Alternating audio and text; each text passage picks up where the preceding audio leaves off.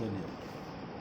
بسم الله الرحمن الرحيم الحمد لله رب العالمين والصلاة والسلام على رسوله الكريم وعلى آله وصحبه أجمعين أما بعد وبالإسناد المتصل منا إلى أمير المؤمنين في حديث رسول الله صلى الله عليه وسلم محمد بن إسماعيل البخاري رضي الله عنه أنه قال باب الحياء من الإيمان وبه قال بسم حدثنا الله عمر بن يوسف الرحمن قال الرحيم الحمد لله وكفى والسلام على عباده الذين اصطفى وصل وسلم وبارك على نبينا المصطفى وعلى آله وصحبه نجوم الهدى وقادة التقى أما بعد. بالسند المتصل قال المصنف رحمه الله تعالى باب الحیاء من الایمان. حیا ایمان کا شعبہ ہے. روایت کا یہ ٹکڑا پہلے بھی جہاں کتاب الایمان شروع ہوا اور دوسرا ہی باب آیا تھا الایمان بضع و ستون شعبۃ والحیاء شعبۃ من الایمان. حیا ایمان کا شعبہ ہے، اور میں نے وہاں صرف ایک اشکال کر کے کہا تھا کہ باقی باتیں جہاں امام بخاری رحمۃ اللہ علیہ مستقلاً باب لائیں گے وہاں اس پر کچھ باتیں آئیں گی. اس سے پہلے امام نے تفاضل اہل الایمان فی الاعمال اس باب کے ذریعے سے ایمان میں کمی زیادتی کو ثابت فرمایا، اور ظاہر سی بات ہے کہ صفت حیا بھی کسی میں کم کسی میں زیادہ، اور یہ ایمان کا شعبہ ہے تو اس سے بھی ایمان کی کمی زیادتی کو ثابت فرمایا. ایک مناسبت یہ بھی ہے کہ ایمان حیات قلبی کا نام ہے. دل زندہ ہے اس کا جس کے پاس ایمان ہے، دل مردہ ہے اس کا جس کے پاس ایمان نہیں. تو ایمان حیات قلبی ہے، اور حیا بھی حیات قلبی. جس کے پاس حیا ہے اس کا دل زندہ ہے، اور جس کے پاس حیا نہیں ففعل معاشی کا جو چاہے کا، دل مر چکا ہے. تو جیسے ایمان حیات قلبی ہے اسی طرح حیا بھی حیات قلبی ہے. یا جیسے ایمان مانع عن الرذائل ہے اسی طرح حیا بھی مانع عن الرذائل ہے. اس مناسبت سے حیا کو ایمان کا شعبہ قرار دیا گیا.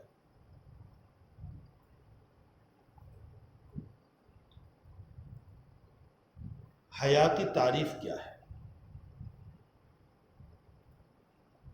سید الطائفہ جنید بغدادی رحمۃ اللہ علیہ حیا کی تعریف فرماتے ہیں الحیا رؤیت اعلیٰ اللہ ورؤیت التقصیر فیتولد بینہما حالۃ فہی الحیا. انسان کا اللہ کی نعمتوں کو دیکھنا، اعلیٰ اللہ اللہ کی نعمت، ورؤیت التقصیر اور اپنے گناہوں کو دیکھنا، اپنی کوتاہیوں کو دیکھنا. فیتولد بینہما حالہ، نعمت کو دیکھ کر اور اپنے معاصی اور نافرمانی اور اللہ تعالیٰ کی ناشکری کو دیکھنے کے بعد قلب پر جو کیفیت پیدا ہوتی ہے، جو حالت پیدا ہوتی ہے، وہ ہے حیا. مثلا انسان یہ دیکھے کہ مجھے اللہ نے جوان بنایا، تندرست بنایا، ہتھا کتھا بنایا، مجھے دیکھنے والی آنکھیں عطا فرمائی، اور ان ساری نعمتوں کو یاد کرنے کے ساتھ ساتھ یہ سوچے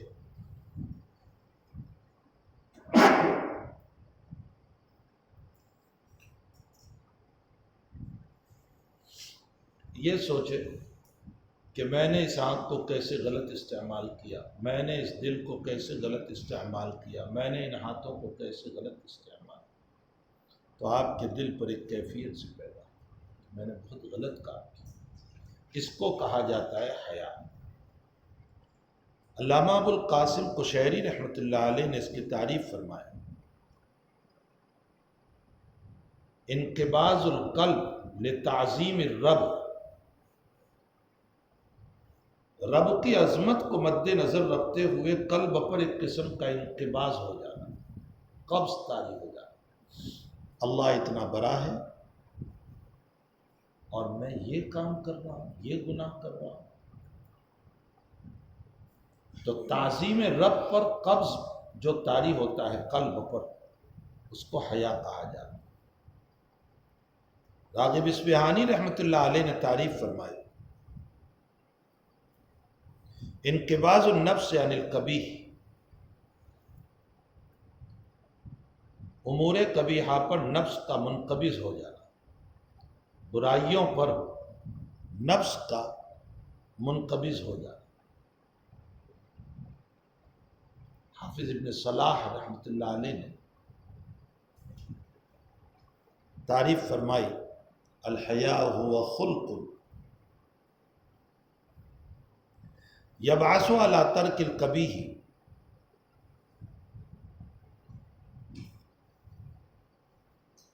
ویمنع من التقصیر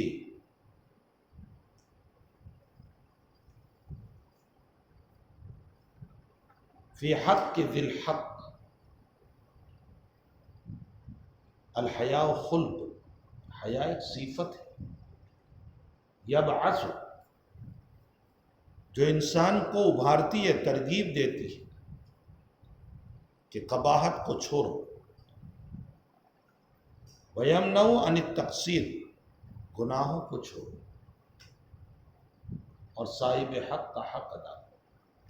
اب صاحب حق چاہے اللہ ہو، صاحب حق چاہے بندہ ہو، تو ہوا خلق یبعث علی ترک القبیح ویمنع عن التقصیر لکل ذی حق حق۔ بہرحال حیا ایک بہت عظیم المرتبت صفت ہے۔ جس انسان میں حیا ہوتی ہے وہ رب کی عظمت کرتے ہوئے معاصی کو ترک کرتا ہے، اور عظمت رب کی بنیاد پر اطاعت خداوندی کرتا ہے۔ تو یہ ایک عظیم المرتبت صفت ہے۔ اس لیے نبی اکرم صلی اللہ علیہ وسلم نے مستقل طور پر اس کو روایت میں ذکر فرمایا، والحیاء شعبۃ من الایمان۔ اب یہاں ایک اشکال یہ ہوتا ہے، جو اشکال میں پہلے بھی بتا چکا، اس کے جوابات بھی وہاں دے چکا، پھر اجمالاً نقل کر دوں کہ حیا تو ایک فطری شے ہے، اور ایمان ایک کسبی اختیاری شے ہے۔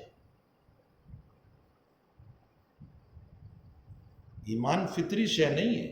ایمان فطری شے ہوتی تو کل مولود یولد علی الفطرۃ، ہر بچہ اسلام کو لے کر زندہ ہوتا ہے، پیدا ہوتا ہے۔ اگر فطرت پر فیصلے ہوتے تو ہر بچے کا اسلام ہونا چاہیے۔ یہاں کسب اور اپنے اختیار سے ایمان معتبر ہوگا۔ تو حیا ایک فطری شے ہے، طبعی چیز ہے، انسان کی طبیعت ہے حیا، اور ایمان ایک اختیاری شے۔ تو فطری اور طبعی چیز یہ کسبی اور اختیاری شے کا سبب کیسے بنے؟ یہ اشکال ہوتا ہے۔ اس اشکال کے بہترے جواب میں نے پہلے بھی نقل کیا۔ ایک جواب اس کا یہ ہے کہ حیا دو طرح کی ہے، ایک فطری اور ایک کسبی۔ یہاں کسبی حیا مراد ہے۔ علامہ ابن قتیبہ رحمۃ اللہ علیہ اور امام طحاوی رحمۃ اللہ علیہ نے اس کا جواب دیا کہ یہ تمثیلی کلام ہے۔ جیسے ایمان برائیوں سے روکتا ہے، اسی طرح حیا بھی برائیوں سے روکتی ہے۔ اس تشبیہ کی بنیاد پر الحیاء من الایمان کہا گیا۔ نمبر 3، حیا سبب ہے ترک معاصی کا۔ جب انسان میں حیا ہوتی ہے تو وہ گناہ کو چھوڑتا ہے، تو حیا سبب ہے ترک معاصی کا، اور ترک معاصی تو اپنے اختیار میں ہے۔ تو حیا سبب ہے، ترک معاصی مسبب ہے۔ یہاں سبب بول کر مسبب مراد لیا گیا، یعنی حیا بول کر ترک معاصی مراد لیا گیا، تو سبب بول کر مسبب مراد لیا گیا، اور مسبب اپنے اختیار میں ہے، گویا کہ یہ ایمان کا شعبہ ہے۔ اور بعض لوگوں نے یہ جواب دیا کہ حیا علت ہے ترک معاصی، اور ترک معاصی معلول ہے۔ حیا ہوتی ہے، انسان جو ہے معاصی کو چھوڑتا ہے، لیکن حقیقت یہ ہے کہ علت کہنے کے بجائے سبب کہنا ہی زیادہ بہتر ہے۔ واللہ سبحانہ وتعالی عالم وعلمہ اتم۔ بعضوں نے ایک جواب یہ بھی دیا کہ حیا اگرچہ فطری چیز ہے، لیکن اس کا مقتضا قصبی ہے۔ اس کا مقتضا کا معنی ترک معاصی، اور جب وہ قصبی ہے تو مقتضا مراد ہے یہاں۔ پھر اس کے بعد ایک اشکال یہ ہوتا ہے کہ بہت سی مرتبہ انسان حیا کی بنیاد پر امور خیر کو بھی چھوڑ دیتا ہے، حالانکہ حیا امور خیر پر ابھارتی ہے اور امور شر سے بچاتی ہے، لیکن بہت سی مرتبہ حیا کی بنیاد پر امور خیر کو بھی چھوڑ دیتا ہے۔ مثلا جماعت ہو گئی، اب یہ مسجد کے قریب گیا، کسی نے دیکھا جماعت ہو گئی، یہ کہتا ہے اب مسجد میں جاؤں گا تو لوگ کیا کہیں گے؟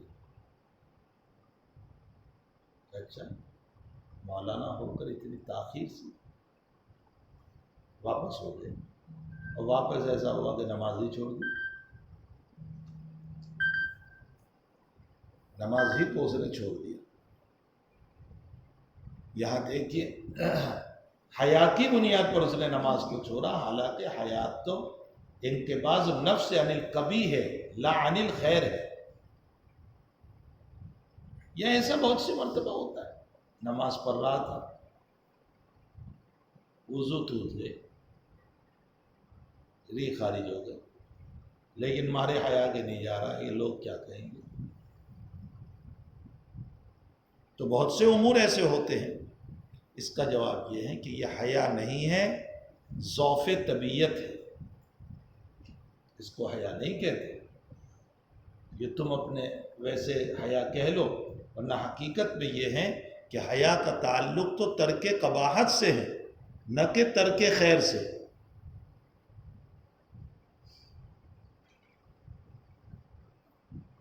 اس لیے یہ ضعف طبیعت ہے، طبیعت کا ضعف ہے۔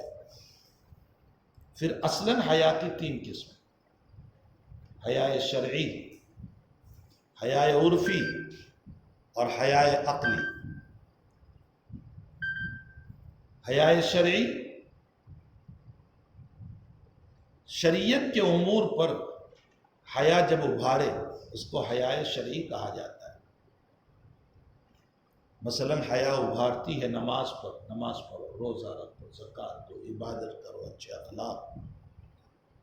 حیا ابھارتی ہے برے اخلاق سے، قباحت سے، گندگیوں سے۔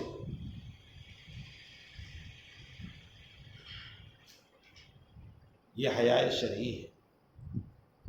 حیا شرعی کے خلاف کرنے والا فاسق ہوتا ہے، شریعت کی اصطلاح میں اسے فاسق کہا جاتا ہے۔ ایک حیا عرفی ہوتی ہے، عرفاً اس کو حیا کہا جاتا ہے، یعنی وہ امور عرف میں پسندیدہ نہیں، باعث حیا، جیسے چلتے چلتے ادھر دیکھ رہے ادھر دیکھ رہے، باولے کی طرح راستے میں چلتے ہوئے کبھی ادھر ہے کبھی ادھر ہے، یا چلتے ہوئے کسی کی ٹوپی اتار لی، کسی کا پاجامہ کھینچا، یا جیسے محدثین فرماتے ہیں کہ چلتے چلتے کھانا کھانا۔ یہ ساری صفات جو ہے یہ عرفاً حیا کے خلاف ہے۔ اس کو، اس کے مقابلے کو، یعنی اس کے خلاف کرنے والے کو ابلہ کہا جاتا ہے، بے وقوف۔ اور ایک حیا عقلی ہوتی ہے، عقل جس چیز کو اچھی سمجھے آپ اس کے خلاف کر رہے ہیں۔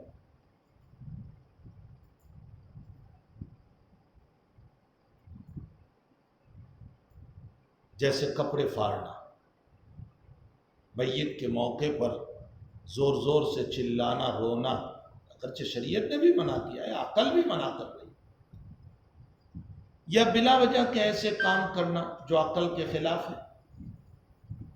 اصطلاح میں حیا عقلی کے خلاف کرنے والے کو مجنون کہا جاتا ہے۔ اصلاً یہ 3 قسم۔ پھر علامہ ابو القاسم قشیری رحمۃ اللہ علیہ نے، جو بڑے صوفیہ میں سے گزرے، حیا کی 7 قسمیں ذکر فرمائیں۔ نمبر 1، حیائے جنایت۔ حیائے جنایت کا مطلب یہ ہوتا ہے کہ آپ سے کوئی قصور ہوا اور اس قصور کی بنیاد پر آپ منہ چھپائے پھر رہے۔ جیسے آپ نے کوئی گناہ کیا، استاد نے دیکھ لیا، آپ منہ چھپائے پھر رہے، سامنے نہیں آ رہے، یہ حیائے جنایت ہے۔ جیسے آدم علیہ السلام نے ممنوع شے کو کھا لیا جنت میں، کپڑے اتر گئے، ستر کھل گیا، اپنے بدن پر پتے چپکانے لگے۔ حق تعالیٰ جل شانہ نے فرمایا افرارا منا، بھاگتے ہو اب ہم سے؟ فرمایا لا بل حیا منک یا رب، اللہ تجھ سے میں حیا کرتا ہوں، یعنی میں اس قابل نہیں رہا کہ تجھے منہ بتاؤں۔ تو جب انسان کسی معاصی کا ارتکاب کرے اور اس ارتکاب کی بنیاد پر قلب پر ایک کیفیت سے پیدا ہو اور آپ اس کی وجہ سے اپنے منہ کو چھپاؤ، اس کو حیائے جنایت کہا جاتا ہے۔ ایک ہے حیائے تقصیر۔ حیائے تقصیر کا معنی ہوتا ہے اپنے آپ کو چھوٹا سمجھنا اور بڑوں کے سامنے باحیا ہونا۔ جیسے ملائکہ ساری زندگی اللہ کی عبادت کے باوجود کہتے ہیں ما عبدناک حق عبادت، یا اللہ ہم آپ کی حق عبادت کے مطابق حق ادا نہیں کر سکتے، ما عبدناک حق عبادت۔ تو اس حیا کو حیائے تقصیر کہا جاتا ہے۔ نمبر 3، حیائے اجلال۔ حیائے اجلال کا معنی ہوتا ہے اپنے بڑوں کے سامنے اپنے آپ کو چھوٹا بنانا۔ اس عادت، اس صفت کے ساتھ اپنے بڑوں کے سامنے پیش آنا جس سے یہ معلوم ہو کہ ہم اپنے استاد سے، اپنے شیخ سے ڈر رہے ہیں۔ جیسے اسرافیل علیہ السلام کے باب میں روایت میں ہے کہ وہ اللہ کے سامنے جب سے پیدا کیے ہیں اپنے پروں کو یوں جھکا کر کھڑے۔ یہ حیائے اجلال کہی جاتی۔ میں کبھی بھی اپنے شیخ کے سامنے یہ رومال اوڑھ کر نہیں گیا، کبھی نہیں گیا۔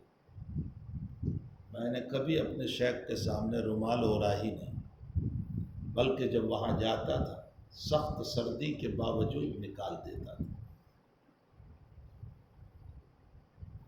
سخت سردی تھی، شیخ خود کہتے تھے اپنی حفاظت کرو بھائی، چادر پہنو، چادر اوڑھو، سویٹر پہنو، سر پہ کان پہ رومال ڈالو، لیکن پھر بھی میں نہیں ڈالتا۔ یہ ایک حیائے اجلال تھی کہ اپنے شیخ کے سامنے کبھی ایسا نہیں۔ شیخ کیا اور اساتذہ کے سامنے بھی میرا یہ حال تھا۔ حضرت مفتی مظفر حسین صاحب رحمۃ اللہ علیہ کے سامنے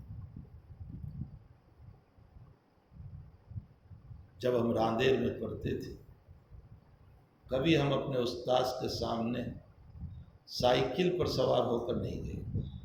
مجھے یاد نہیں ہے کہ 8 سال میں کبھی سائیکل پر بیٹھ کر استاد کے سامنے سے گزرے ہوئے۔ ہمت ہی نہیں ہوتی تھی کہ استاذ کے سامنے سائیکل کے اوپر بیٹھ کر جائیں۔ اور حضرت مفتی اسماعیل صاحب واری والا رحمۃ اللہ علیہ کا تو رعب ہی اتنا تھا کہ ان کے محلے سے اگر رات میں کوئی گزرتا تھا طالب علم تو وہ یوں کھڑکی تھی اور یہی مطالعہ کرتے تھے، اگر یوں دیکھ لیا کھڑکی سے تو صبح کو 50 لکڑی لازم تھی۔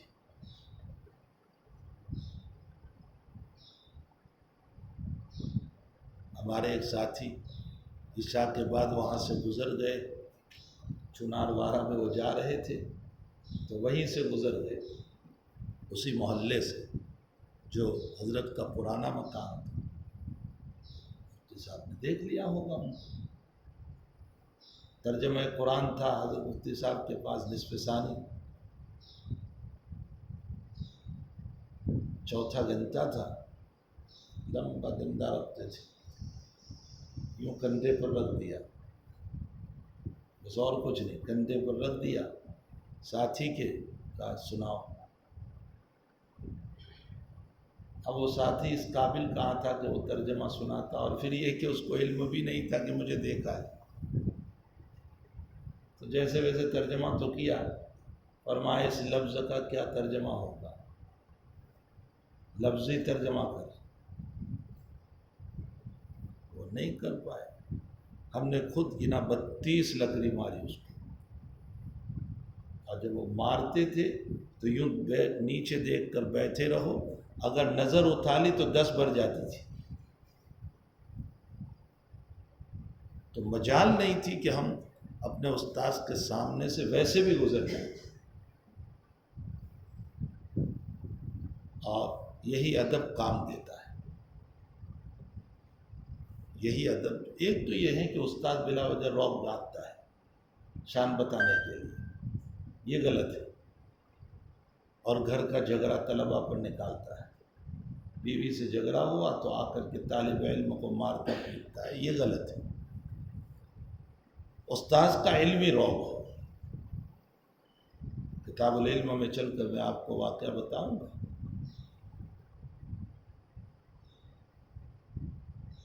کون محدث ہے جو امام احمد بن حنبل وغیرہ کو استاد ہے؟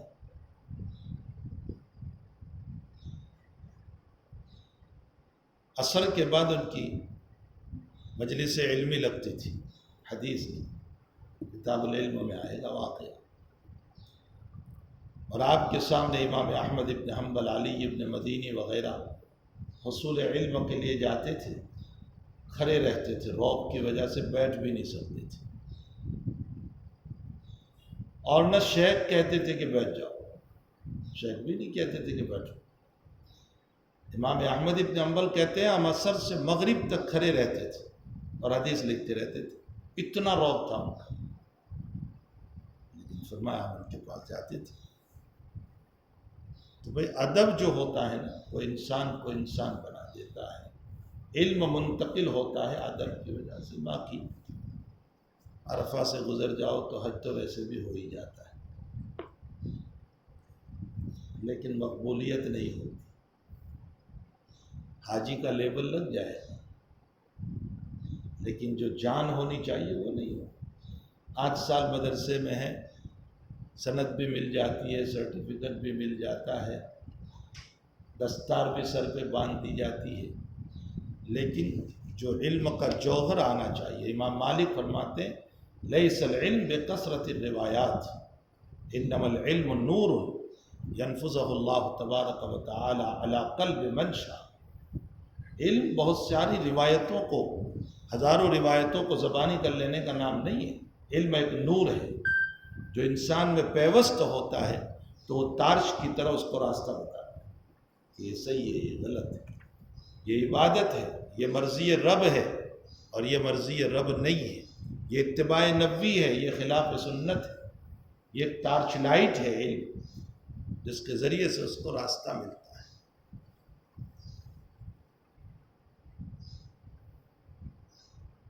تو حیاء اجلال حضرت اسرافیل علیہ السلام اپنے پروں کو لٹکا کر کھڑے ہیں حق تعالی جل شانہ کی جلال کی وجہ سے، رعب کی وجہ سے۔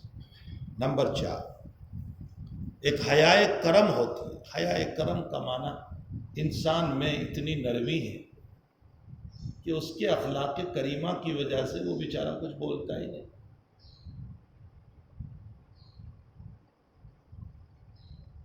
ہمارے اشرفیہ میں حضرت مفتی عبدالغنی صاحب قاوی رحمۃ اللہ علیہ تھے، بہت بڑے آدمی تھے، حضرت مدنی کے شاگردوں میں سے تھے، مسلم شریف پڑھاتے تھے۔ ان کا نام ہم نے رکھا تھا مفتی مختصر، جیسے مفتی محمد شفیع صاحب رحمۃ اللہ علیہ کا نام علامہ انور شاہ صاحب نے رکھا تھا مولوی مختصر،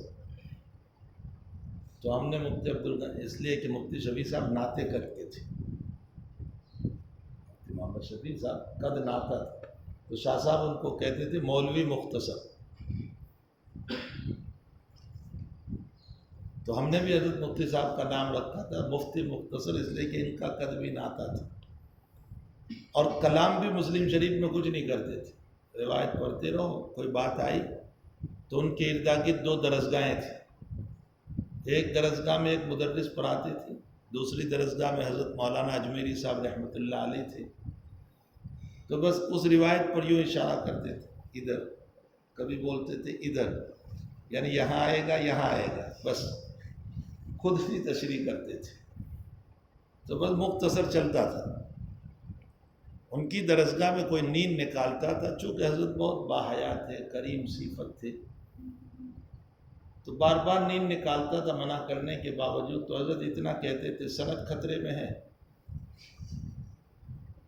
سند خطرے میں ہے، یعنی نہ فیل کر دوں گا۔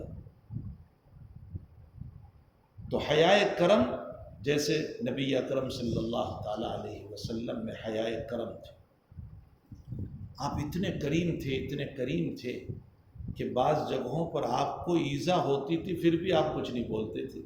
زینب رضی اللہ تعالیٰ عنہ کے ولیمے پر صحابہ کرام کو ولیمہ کیا، صحابہ کھا کر چلے گئے، لیکن 3 صحابہ کرام باتیں کرتے رہے بیٹھے بیٹھے۔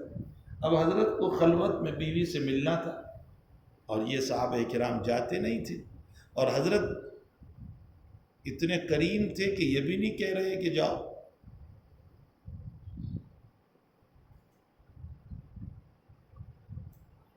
ہاں اشارہ حضرت نے فرمایا تھا، امام بخاری اسے ثابت کریں گے، حضرت نے حضرت انس کو فرمایا انس چلو ہم فلاں بیوی کو ذرا مل کر آ جاتے ہیں، یہ اشارہ کیا تاکہ یہ سمجھ جائیں اور چلے جائیں، لیکن صراحتاً نہیں کہا کہ میں جا رہا ہوں یا آپ لوگ چلے جاؤ۔ یہ حیاء کرم ہے، حتیٰ کہ اللہ تعالیٰ کو آیت اتارنی پڑی، اللہ تعالیٰ حق بات سے نہیں شرما۔ ان ذالکم کان یؤذی النبی ویستحیی منکم، یہ ویستحیی یہ حیاء کرم ہے، واللہ لا یستحیی عن الحق۔ تو ایک حیاء کرم ہو۔ نمبر 5 حیاء حشمت ہے، کبھی کسی کا رعب اتنا ہوتا ہے کہ جس کی بنیاد پر انسان بول نہیں پاتا، جیسے حضرت علی رضی اللہ تعالیٰ عنہ کو مزی کا مسئلہ پوچھنا تھا، چونکہ حضرت علی رضی اللہ تعالیٰ عنہ کو کثرت سے مزی آتی تھی، تو مزی کا مسئلہ پوچھنا تھا، لیکن چونکہ آپ کی بیٹی نکاح میں ہے، اس کی وجہ سے حضرت علی رضی اللہ تعالیٰ عنہ نے خود مسئلہ نہیں پوچھا۔ اس حیا کو حیاء حشمت کہا جاتا ہے۔ ایک ہوتی ہے حیاء استحقاق، جیسے مثال دی علامہ ابوالقاسم قشیری رحمۃ اللہ علیہ نے کہ حضرت موسیٰ علیہ السلام نے رب کریم سے فرمایا اے اللہ میرے پاس بہت سی مرتبہ بہت سی چیزیں نہیں ہوتی ہیں، مانگنے کو جی چاہتا ہے، ولیکن الحیا، لیکن حیا مانے ہو جاتی ہے کہ تو کہے گا یہ بھی مانگتا ہے، تو یہ بھی مانگتا ہے، یہ بھی مانگتا ہے، تو اللہ تعالیٰ نے فرمایا سلینی، مانگ مجھ سے، چاہے ملح عجینک، حتیٰ ملح عجینک، تیرے آٹے کے لیے نمک کی ضرورت ہو وہ بھی مجھ سے سوال کر۔ اس حیا کو حیاء استحقاق کہا جاتا ہے۔ اور 7ویں صفت بیان فرمائی حیاء رب العالمین۔ رب العالمین کے حیا کا مطلب یہ ہے کہ اللہ کی ذات گرامی وہ ہیں جو دے کر کبھی احسان نہیں جتاتی بلکہ دے کر بھی خاموش رہ جاتی ہے۔ یہ حیا حیاء رب العالمین ہے۔ یہ 7 قسم علامہ ابوالقاسم قشیری رحمۃ اللہ علیہ نے ذکر فرمائی ہے۔ اللہ سبحانہ و تعالی عالم۔ جی وبه قال حدثنا عبد الله بن يوسف قال اخبرنا مالك بن انس عن ابن شهاب عن سعد بن عبد الله عن ابيه ان رسول الله صلى الله عليه وسلم مر على رجل من الانصار وهو يعظ اخاه في الحياء وَهُوَ يَعِزُ أَخَاهُ، اور کتاب الادب کی روایت بخاری شریف میں ہے وَهُوَ يُعَاتِبُ أَخَاهُ، اپنے بھائی کو دانت، حافظ ابن حجر عسقلانی فرماتے ہیں کہ یہ دانتنے والے اور جن کو دانتا جا رہا ہے، ان دونوں صحابی کے نام کا کہیں پتہ نہیں چلا کہ یہ کون ہے، واللہ عالم۔ بہرحال انصاری صحابی ہے، وہ اپنے بھائی کو دانت رہے تھے۔ دانتنا اس پر تھا کہ بھائی اپنا حق اگر کسی کے پاس باقی ہے تو مانگنا چاہیے، تو اتنی حیا کر رہا ہے کہ اپنا حق بھی نہیں مانگ رہا ہے۔ اور اتنے میں نبی کریم صلی اللہ علیہ وسلم کا گزر ہوا وہاں سے۔ جی فقال رسول اللہ صلی اللہ علیہ وسلم دعه فإن الحياء من الإيمان۔ فرمایا بھائی چھوڑ دو اس کو، رہنے دو اس کی حیا اس کے پاس، اس لیے کہ حیا ایمان کا شعبہ ہے۔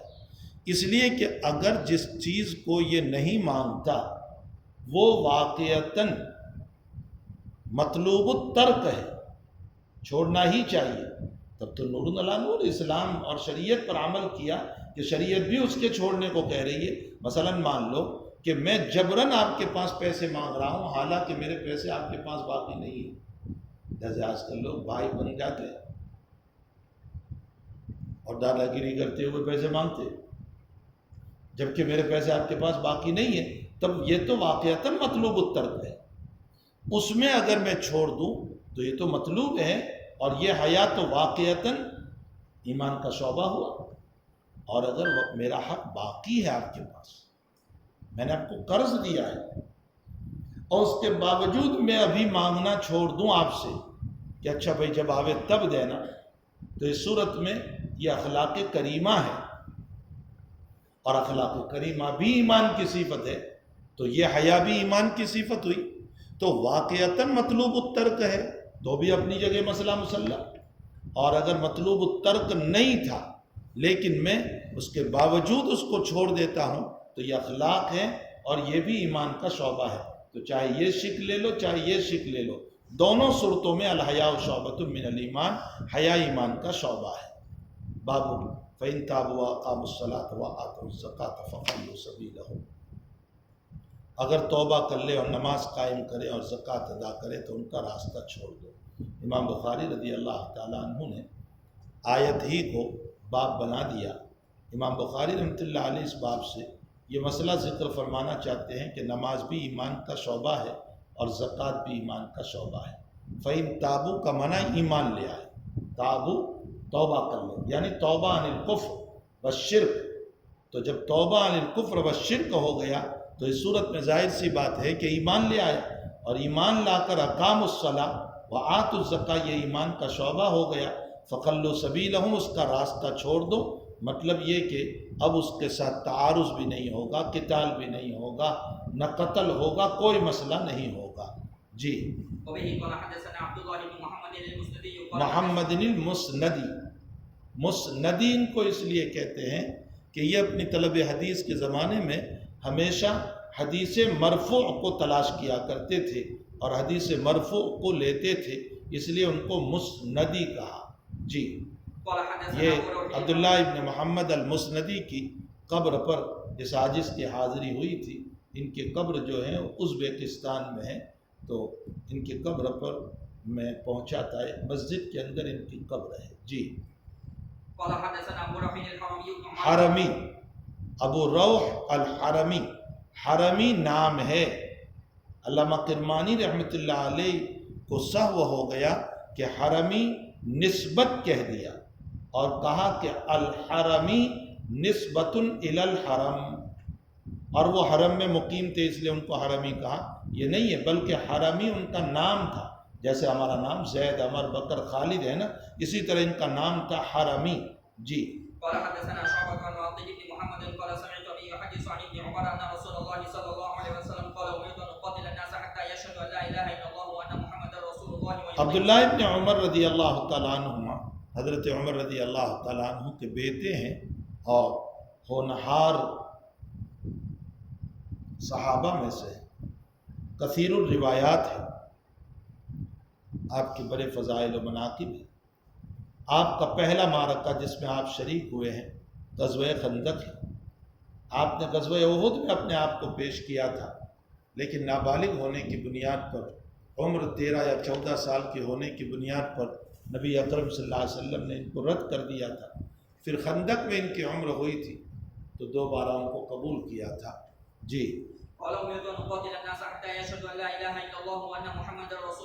نبی علیہ السلام نے فرمایا کہ مجھے حکم دیا گیا کہ میں لوگوں کے ساتھ قتال کروں یہاں تک کہ وہ لا الہ الا اللہ محمد الرسول اللہ کہہ لے، یعنی ایمان لے آئے اور نماز قائم کرے اور زکوٰۃ ادا کرے۔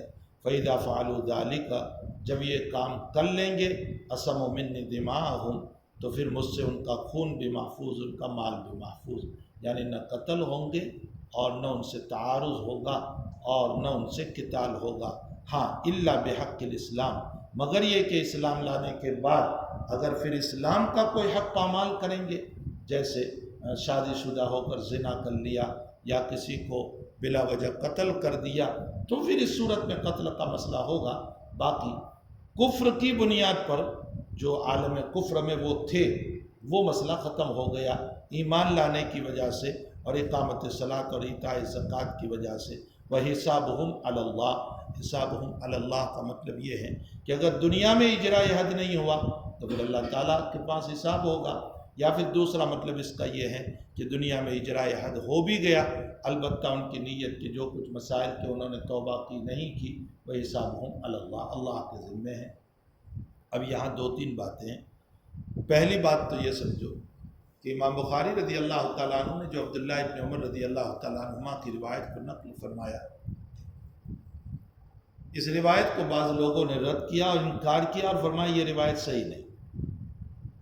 ابن عمر کی یہ روایت امرت ان اقاتل الناس حتی یشہدوا ان لا الہ الا اللہ وان محمد رسول اللہ واقام الصلاۃ، یہ روایت ہی صحیح نہیں، غلط روایت۔ دلیل وہ کیا دے رہے ہیں؟ دلیل یہ دے رہے ہیں کہ جب صدیق اکبر رضی اللہ تعالیٰ عنہ کی دور خلافت میں جو لوگ مانعین زکوٰۃ ہوئے، اور اس موقع پر صدیق نے فرمایا کہ میں ان سے قتال کروں گا، تو حضرت عمر رضی اللہ تعالیٰ، مفصل روایت مسلم شریف کتاب الایمان میں آئے گی، حضرت عمر رضی اللہ تعالیٰ عنہ نے فرمایا کیف تقاتل، کیسے آپ ان سے قتال کریں گے، وہ یقول لا الہ الا اللہ، وہ تو لا الہ الا اللہ پڑھنے والے ہیں۔ مطلب یہ ہے کہ ایمان کے بعد تو قتال ہوتا نہیں، آپ کیسے قتال کرو؟ جب یہ مناظرہ ہوا اور جب یہ بحث ہوئی، جب یہ مباحثہ ہوا حضرت ابو بکر صدیق اور حضرت عمر کا، یعنی شیخین کا، تو اگر یہ روایت تھی عبداللہ ابن عمر رضی اللہ تعالیٰ عنہ کی جس میں صراحتاً ہے امرت ان اقاتل الناس حتی یشہدوا ان لا الہ الا اللہ وان محمد رسول اللہ ویقیموا الصلاۃ ویؤتوا الزکاۃ، یعنی زکوٰۃ نہ دینے پر بھی قتال ہے، اور حضرت صدیق زکوٰۃ نہ دینے ہی پر قتال کا کہہ رہے تھے اور عمر منع کر رہے تھے کہ یہ لوگ تو لا الہ الا اللہ کہنے والے ہیں، کیسے آپ قتال کریں گے؟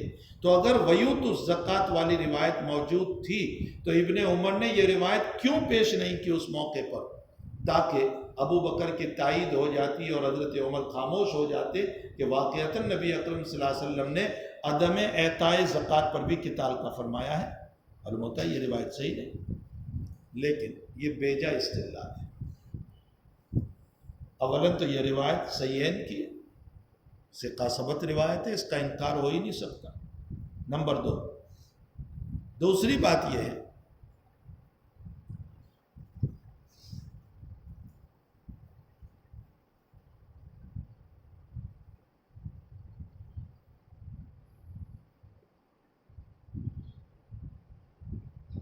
کہ حضرت عبداللہ ابن عمر رضی اللہ تعالیٰ عنہما نے اس موقع پر جو روایت کو پیش نہیں فرمایا، ہو سکتا ہے جب مناظرہ ہو رہا ہو تو ابن عمر وہاں موجود نہ ہو، یہ بھی ہو سکتا ہے کہ موجود ہو لیکن ان دونوں کے جلالت شان کی وجہ سے حضرت بول نہ پائے ہو۔ حضرت شیخ زکریا رحمۃ اللہ علیہ نے تیسرا جواب دیا۔ حضرت شیخ رحمۃ اللہ علیہ فرماتے ہیں کہ بھائی پہلے یہ تو دیکھو کہ یہ جو بحث و مباحثہ ہوا یہ کن لوگوں کے باب میں ہوا ہے؟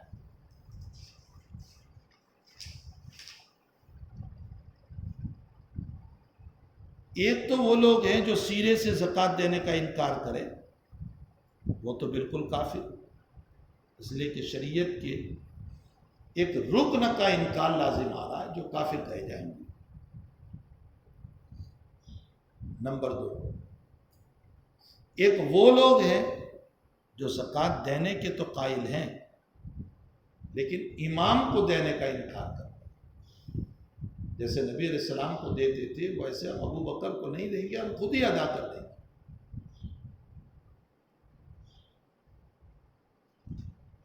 حضرت شیخ رحمۃ اللہ علیہ فرماتے ہیں کہ یہ جو بحث و مباحثہ ہوا تھا یہ من کل الوجوہ مانعین زکوٰۃ کے لیے نہیں، بلکہ جو اعطائے زکوٰۃ الی الامام کا انکار کر رہے تھے ان سے متعلق یہ بات ہے۔ ابو بکر صدیق رضی اللہ تعالیٰ عنہ کہہ رہے تھے کہ نبی کے زمانے میں رسی دیتے تھے اور مجھ کو نہیں دیں گے، میں ان سے بھی قتال کروں گا۔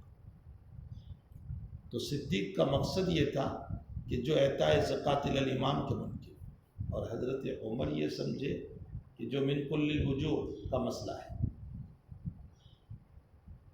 حضرت عمر رضی اللہ تعالیٰ عنہ یہ سمجھے کہ یہ اعطاء زکوٰۃ الی الامام کے ہی تو منکر ہے، باقی نفس زکوٰۃ تو دینے ہی والے ہیں، تو پھر قتال ان سے کیسے ہوگا؟ لیکن صدیق اکبر رضی اللہ تعالیٰ عنہ کے ذہن میں یہ تھا کہ اگر آج سختی نہیں کی گئی تو آج یہ امام کو دینے سے انکار کر رہے ہیں، کل کو یہ نفس زکوٰۃ کے انکار کر رہے تھے تو شعبہ زکوٰۃ ختم ہو جائے گا۔ اس لیے حضرت ابو بکر صدیق رضی اللہ تعالیٰ عنہ نے اس مسئلے پر سختی فرمائی۔ یہ حضرت شیخ زکریا رحمۃ اللہ علیہ کی تقریر ہے۔ دوسری ایک بحث یہاں یہ ہے کہ امرت ان اقاتل الناس، امام نووی رحمۃ اللہ علیہ فرماتے ہیں کہ جو تارک صلاۃ ہوگا اس سے قتل کیا جائے گا۔ اشکال یہ ہے کہ روایت میں قتال ہے، قتل نہیں ہے، فرمایا قتال کے ضمن میں قتل ہے، یہ امام نووی کا استدلال ہے۔ اگرچہ اس پر بعض اکابر نے اشکال کیا امام نووی پر کہ قتال سے قتل کیسے لازم آیا، لیکن امام نووی کہتے ہیں پوری روایت دیکھو، فَإِذَا فَعَلُوا ذَلِكَ أَصَمُوا مِنِّي دِمَاءَهُمْ، اگر وہ ان کاموں کو ادا کر لیں تو جان محفوظ، یہ دلیل ہیں کہ قتل ثابت ہو گیا، تو تارک صلاۃ کو قتل کیا جائے گا۔ آیا تارک صلاۃ عمدن کو قتل کیا جا سکتا ہے؟ جان بوجھ کر نماز چھوڑنے والے کو قتل کیا جا سکتا ہے؟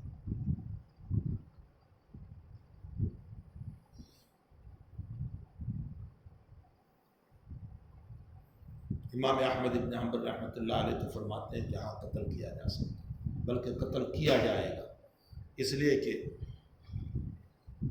الفرق بین الاسلام والکفر الصلاح، اسلام اور کفر کے درمیان جو فرق ہے وہ نماز ہے۔ تو عمدن نماز کا چھوڑنے والا مرتد ہو گیا امام احمد کے نزدیک، تو ردتاً اس کو قتل کیا جائے گا۔ بہت سخت بات ہے۔ امام شافعی رحمۃ اللہ علیہ، امام مالک رحمۃ اللہ علیہ فرماتے ہیں قتل تو کیا جائے گا لیکن ردتاً نہیں، بلکہ سزا حداً قتل کیا جائے۔ امام ابو حنیفہ رحمۃ اللہ علیہ فرماتے ہیں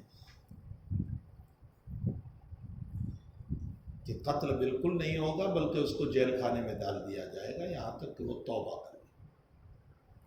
اس لیے کہ امام صاحب فرماتے ہیں کہ عبداللہ ابن مسعود رضی اللہ تعالیٰ عنہ فرماتے ہیں لا يحل دم امرئ مسلم الا بثلاث، کسی مسلمان کو قتل کرنا جائز نہیں مگر 3 بنیادوں پر۔ نمبر 1 السیب الزانی،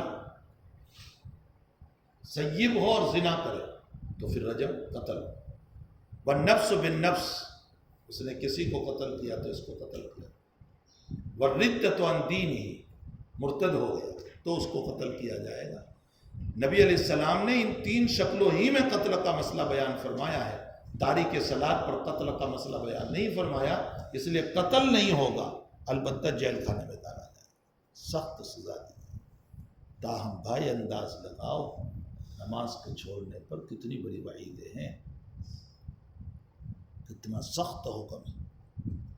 اس لیے توبہ کر لو کہ اب نماز نہیں چھوڑے گی، ہماری کوئی نماز چھوٹنی نہیں چاہیے، وقت پر ہم نمازوں کو ادا کریں، تارک صلاۃ نہ بنو۔ تاریک صلاۃ اللہ نور کو چھین لیتا ہے، قلب کا نور بھی چہرے کا نور بھی۔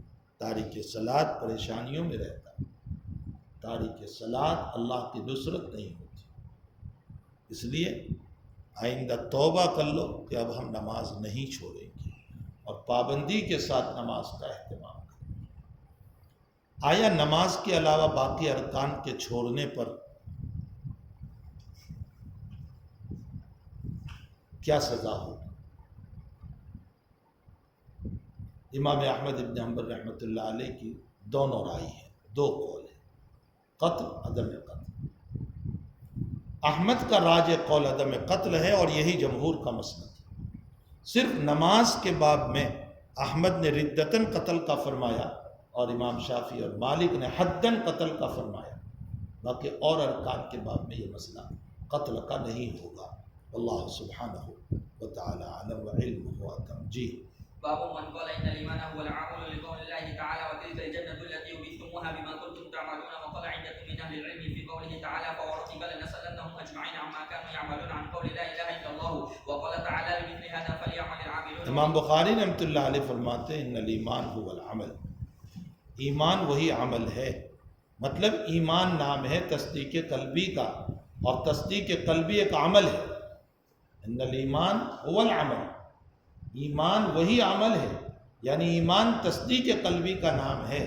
اور ظاہر سی بات ہے کہ جب تصدیق قلبی کا نام ہے تو دل سے تصدیق تو اپنی جگہ مسلم، اس کے ساتھ ساتھ اپنے اعضاء و جوارح سے اعمال صالحہ کا ترتب اور اعمال رذیلہ سے حفاظت، یہ بھی ایمان کے تقاضوں میں سے مرجیہ کی تردید ہو۔ اچھا، کیا دلیل ہے اس بات کے اوپر کہ تصدیق قلبی بھی عمل ہے اور ایمان پر عمل کا اطلاق ہوا؟ فرمایا اللہ تعالیٰ قرآن کریم میں فرماتے ہیں تلک الجنت التی اورثتموها بما کنتم تعملون، ہم نے تم کو اس جنت کا وارث بنا دیا بما کنتم تعملون، تمہارے اعمال کی وجہ سے، ای بما کنتم تؤمنون، تمہارے ایمان کی وجہ سے، یا تعملون بمعنی ایمان مراد ہے۔ ارے کچھ سمجھ میں بھی آئے؟ اب یہاں آیت کی تفسیر میں ایک دو باتیں ہیں۔ ہم نے جنت کا وارث بنایا تمہارے اعمال کی وجہ سے۔ سوال یہ ہوتا ہے کہ وارث تو مورث کے مرنے کے بعد ہوتا ہے، یہاں جنت کا مالک تو اللہ ہے اور اللہ کبھی مرتا نہیں، تو وارث کیسے بنے ہم؟ یہ اشکال ہوتا ہے۔ اس اشکال کا جواب یہ ہے کہ مجازن وارث کا اطلاق کیا گیا، اگرچہ اللہ مالک ہے لیکن مجازن اطلاق کیا گیا وارث۔ نمبر 2، حضرت آدم علیہ السلام ہمارے باپ ہیں اور وہ اصلاً جنت میں مقیم تھے، اور ان کے بعد اللہ تعالیٰ ان کی اولاد کو بھی جنت دے گا، تو آدم کی طرف نسبت کرتے ہوئے اس کو میراث کہا گیا۔ اگرچہ خود آدم علیہ السلام بھی جنت میں جائیں گے، لیکن نسبت الی آدم کرتے ہوئے اس کو میراث سے تعبیر کیا گیا۔ نمبر 3، یہی راجح جواب ہے جو تیسرا ہے، میراث میں جو مال ملتا ہے وہ بطور ملکیت ملتا ہے، بطور عاریت نہیں۔ تو وارث کا لفظ، میراث کا لفظ بول کر اللہ تعالیٰ نے اشارہ فرمایا اس بات کی طرف کہ جنت بطور ملکیت کے ملے گی، عارضیت کے طور پر نہیں ہوگی، ٹیمپرری طور پر نہیں ہوگی، وقتی طور پر نہیں ہوگی، بلکہ ہم تم کو جنت کے مالک بنا دیں گے۔ دوسرا ایک سوال یہ ہے کہ یہاں آیت میں فرمایا گیا بما کنتم تعملون، تمہارے عمل کی وجہ سے تم جنت میں، جبکہ خود آگے چل کر ایک حدیث پڑھو گے، نبی علیہ السلام فرماتے ہیں لا يدخل رجل، کوئی بھی انسان جنت میں داخل نہیں ہوگا الا برحمت اللہ تعالی، مگر اللہ کی رحمت سے۔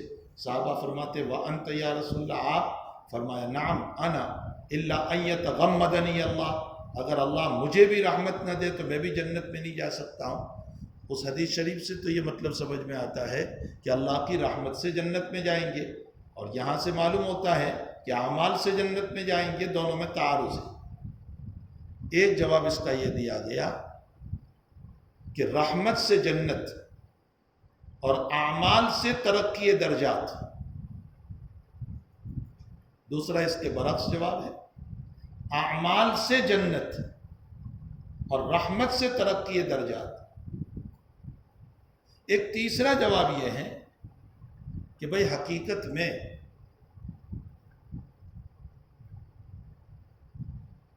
اللہ کی رحمت ہی سے جنت میں جا رہے ہیں۔ اللہ آپ کو جنت میں لے جانا چاہتا تھا، اس لیے اعمال صالحہ کی توفیق دی۔ تو سمجھ میں بھی آیا، ہمیں اعمال صالحہ کی توفیق دی، اور اب ہم نے اعمال صالحہ کیے تو اللہ جنت میں بھیجے گا۔ تو حقیقت میں تو اللہ کی رحمت ہی ہے، لیکن مجازن اعمال کی طرف نسبت ہوگی۔ یہی جواب راجح ہے۔ وَتِلْكَ الْجَنَّةُ الَّتِي أُورِثْتُمُوهَا بِمَا كُنْتُمْ تَعْمَلُونَ وقال عدة من اہل العلم فی قول اللہ تعالی، بہت سارے اہل علم نے اللہ تعالیٰ کا قول فوربک لنسألنهم اجمعین اما كانوا يعملون کی تفسیر میں لا الہ الا اللہ سے تفسیر فرمائی، یعنی یعملون کی تفسیر ایمان سے فرمائی۔ قیامت کے دن ہم تمام سے پوچھیں گے ان کے ایمان کے سلسلے میں۔ معلوم ہوتا ہے کہ ایمان پر عمل کا اطلاق ہوا، اور عمل قلب ہے۔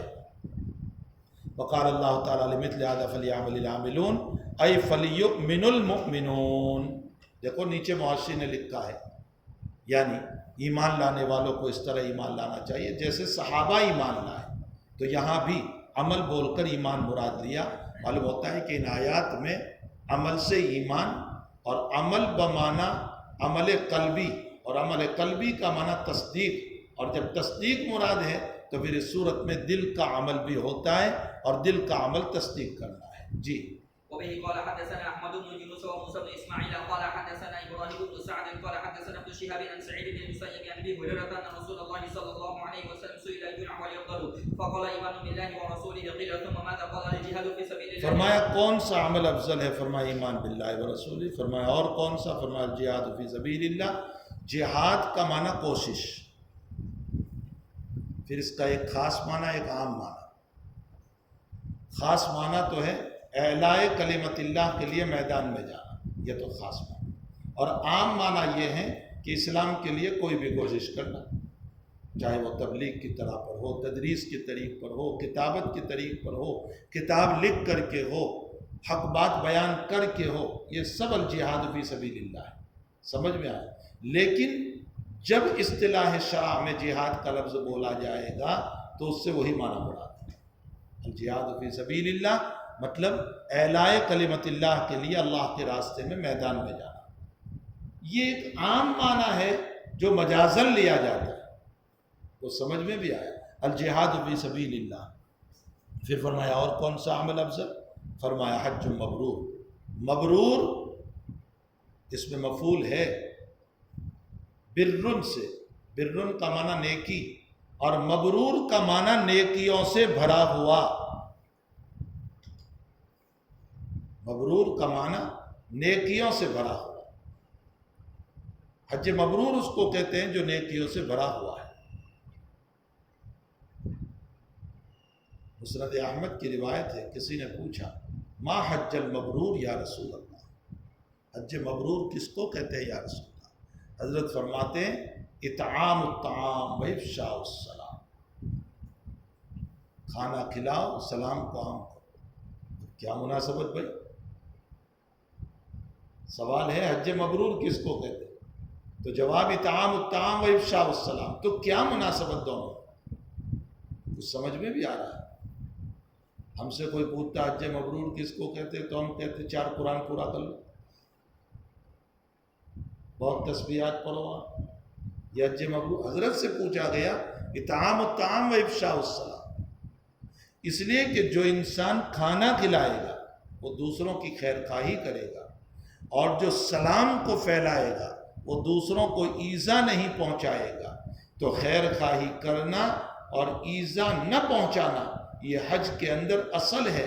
اسی کو قرآن نے کہا لا رفث ولا فسوق ولا جدال فی الحج۔ تو یہ جو حضرت نے فرمایا اطعام الطعام و افشاء السلام، یہ لا رفث ولا فسوق ولا جدال فی الحج کی تفسیر ہے۔ اس کو کہتے ہیں حج مبرور۔ باقی 4 قرآن پڑھے، 5 قرآن پڑھے، اور پورے عرفہ کے میدان میں 10 گھنٹے کھڑے رہ کر دعا کی، سب کچھ کیا، لیکن اس کو یوں مارا، اس کو یوں مارا، اس کو تکلیف پہنچائی، تو یہ لا رفث ولا فسوق ولا جدال کے خلاف ہوا، وہ حج مبرور نہیں ہوا۔ حج ہو گیا لیکن نیکیوں والا حج نہیں ہوا۔ اب یہاں ایک اشکال ہے کہ امام بخاری نبی اکرم صلی اللہ علیہ وسلم نے فرض کفایہ کو مقدم کیا اور فرض عین کو مؤخر کیا۔ ارے جہاد کو پہلے بیان کیا اور حج کو بعد میں۔ اس کا جواب یہ ہے کہ حج اگرچہ فرض عین ہے لیکن لازم ہے، اس کا فائدہ اپنی ذات ہے، اور جہاد اگرچہ فرض کفایہ ہے لیکن یہ متعدی ہے، اس کا فائدہ دوسروں کو ہوتا ہے۔ تو متعدی ہونے کی حیثیت سے جہاد کو پہلے بیان کیا اور اس کو بعد میں بیان کیا۔ میں فرض کفایہ کی تعریف آپ کو بتا چکا ہوں، اور فرض عین کی، جس میں عامل و عمل دونوں مطلوب ہو، اس کو فرض عین کہا جاتا ہے، اور جس میں عمل مطلوب ہو عامل مطلوب نہیں، اس کو فرض کفایہ کہا جاتا ہے۔ مثلا صلاۃ جنازہ پڑھ لو، لیکن سارے پڑھے یہ ضروری نہیں، یہ فرض کفایہ ہے۔ اور ظہر کی نماز پڑھو اور سب پڑھو، یہ فرض عین ہے۔ تو جس میں عمل اور عامل دونوں مطلوب ہیں اس کو فرض کفایہ فرض عین کہا جاتا ہے، اور جس میں عمل مطلوب اور عامل مطلوب نہ ہو اس کو فرض کفایہ کہا جاتا ہے۔ واللہ سبحانہ